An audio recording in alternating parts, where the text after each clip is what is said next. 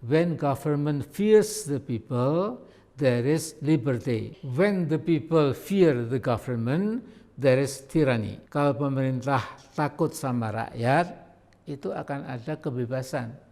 Kalau sebaliknya rakyat takut pada pemerintahannya, akan ada tirani. Jadi sekarang kita bicara masalah yang ke-12, menerapkan psikologi ketakutan. Saya melihat salah satu perkembangan politik psikologis selama 6 tahun Pak Jokowi jadi presiden adalah diterapkannya sebuah psikologi ketakutan dan pengawasan. Psychology of fear and control terhadap rakyat Indonesia. Mengapa? Karena rakyat yang takut membuka mulut dan tidak berani melakukan kritik dan koreksi pada penguasa diyakini oleh pihak rezim sebagai sesuatu yang ideal. Untuk apa? Memperoleh stabilitas sosial politik. Kemudian diupayakan pula agar rakyat harus sangat hati-hati setelah diterbitkan Undang-Undang ITE nomor 11 tahun 2008. Di dalam undang-undang itu terdapat ancaman pada siapa saja yang tanpa hak menyebarkan dan atau mentransmisikan dan atau dapat diaksesnya informasi elektronik yang memiliki muatan penghinaan dan atau pencemaran nama baik. Ini jelas pasar karet. Penafsiran tentu tergantung dari penguasa yang sangat takut dengan kritik atau kontrol dan pengawasan dari rakyatnya sendiri.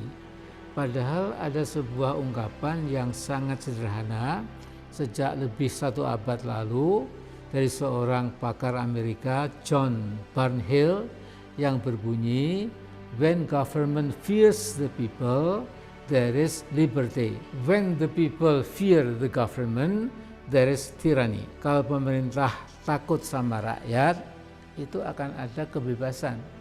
Kalau sebaliknya rakyat takut pada pemerintahannya, akan ada tirani. Sesungguhnya menakut-nakuti rakyat supaya rakyat menjadi sendiko dawuh, siap melaksanakan perintah apa saja dan harus mau menerima apa saja, hampir secara instinktif dilakukan oleh pemimpin yang tidak paham demokrasi atau juga pembenci demokrasi. Mereka berusaha dengan aparat birokrasi dan aparat keamanan dapat membuat rakyat ketakutan dan sekaligus dihilangkan daya kritis dan koreksinya. Di panggung dunia dalam 10-an tahun terakhir ini muncul beberapa buku dan tulisan para pakar yang mengejutkan kita semua bahwa demokrasi yang sehat, proporsional, memihak kepentingan rakyat beserta berkeadilan nampak semakin gelap. Bahkan demokrasi sedang dalam proses kematian. Istilah-istilah yang beredar luas di negara-negara barat, Eropa, Amerika menunjukkan demokrasi memang sedang menuju kehancurannya. Istilah itu misalnya saja democracy on trial, demokrasi dalam ujian, democracy on decline, demokrasi yang terus menurun, democracy in darkness, demokrasi dalam kegelapan. Kemudian juga misalnya ada democracy in retreat, demokrasi yang berjalan mundur. Kemudian juga ada dying democracy, demokrasi sedang mati India. Demokrasi hijack, demokrasi yang sedang dibajak, pseudo demokrasi, demokrasi palsu, dan lain sebagainya.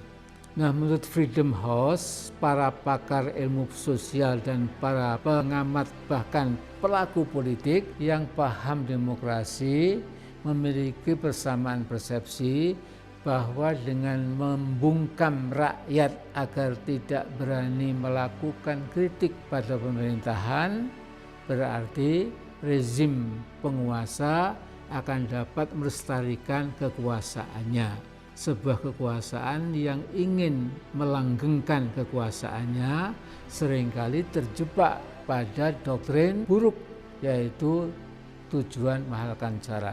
Terus terang, bila kita menoleh kembali proses Pileg dan Pilpres tahun lalu, ada pertanyaan besar yang sekarang mungkin tidak mungkin dijawab. Namun semoga di masa datang akan terkuak apa yang sebenarnya telah terjadi. Jawapos.com menulis bahwa pemilu 2019 tahun lalu adalah pemilu terkelam sepanjang sejarah. Sementara Kompas.com dalam rangka refleksi pemilu 2019 mencatat keterangan resmi Ketua KPU, total ada 894 petugas yang meninggal dan 5.175 petugas masih dirawat di rumah sakit. Ketika banyak orang yang berpikir sehat dan sederhana menanyakan bagaimana mungkin sampai terjadi kematian massal dengan gejala-gejala sakit yang berkemiripan yang menimpa para petugas KPPS itu, sehingga menimbulkan kecurigaan sosial. Maka yang berwenang di Departemen Kesehatan menjawab, ya kita tidak ada yang aneh karena mereka yang meninggal itu umumnya memang sudah membawa penyakit bawaan ini dan itu, titik. Yang lebih mengherankan lagi adalah bahwa pihak rumah sakit dilarang melakukan autopsi terhadap mayat petugas KPPS itu tanpa seizin pihak kepolisian.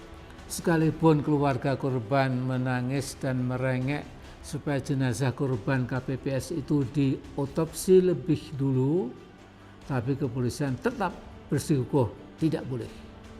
Bahkan para dokter yang terhimpun dalam Mercy terus-menerus meminta pemerintah dan KPU untuk peduli dan turun langsung melihat korban-korban yang ada di bawah dan mengambil kebijakan segera.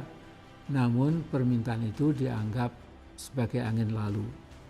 Malah Dr. Yusri Rizal bermaksud menggugat ke Mahkamah Pidana Internasional ICJ, ke Mahkamah Pidana Internasional ICC, dan Dewan Hak-Hak Asasi Manusia di PBB UNHRC ke Geneva dan Den Haag. Namun sepertinya ada rintangan politik diplomatik bagi Mercy untuk melaksanakan rencananya. Saya cuma khawatir seperti pendapat yang luas di masyarakat kita bahwa rezeki yang halal akan membawa berkah, sedangkan rezeki haram membawa musibah. Nah, termasuk rezeki dari langit adalah keluarga, kesehatan, harta, dan kekuasaan. Saya tidak pernah dapat memastikan apa kekuasaan Jokowi pada periode kepresidenannya yang pertama dan yang sekarang ini yang masih berjalan, ya, termasuk yang halal atau haram. Wallahu a'lam.